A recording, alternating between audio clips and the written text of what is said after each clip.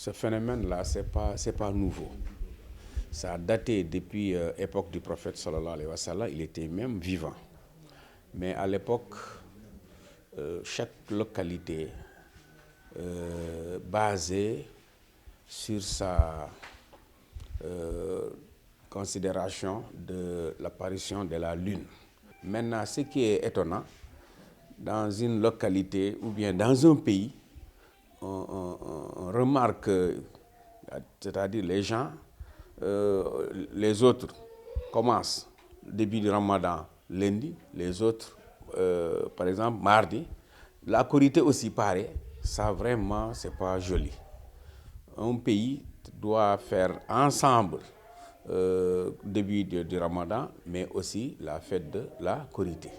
Maintenant, tout dépend de l'apparition de la lune. Ceux qui ont jeûné lundi, si ils ont observé la lune, par exemple aujourd'hui, mais ils n'ont pas vu, alors ils vont compléter en ce moment le 30e jour. Au-delà, ils vont faire la rupture, c'est-à-dire ce sera la Korité. Ça, c'est ça.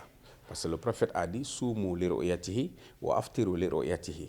Il faut jeûner quand la lune apparaît, mais il faut aussi rompre le jeûne quand la lune apparaît. Voilà, maintenant, quand on a jeûné jusqu'à arriver ici, on peut entrer dans la fête demain ou après-demain. Ça nous rappelle une grande chose. C'est le monde de la rupture, Zakatul Fitr en islam. Ouais, le prophète il a décrété ça à la Médine. Zakatul Fitr a deux objectifs presque principaux. Premièrement, pour avoir le pauvre, pour permettre le pauvre d'avoir quoi manger, n'est-ce pas? Leur repas, son repas. Deuxièmement, pour purifier aussi le jeûneur. Parce qu'au moment du jeûne, tu vas commettre peut-être beaucoup d'erreurs par l'acte, par parole, etc. Zakat al-Fitr vient réparer tous ces manquements-là.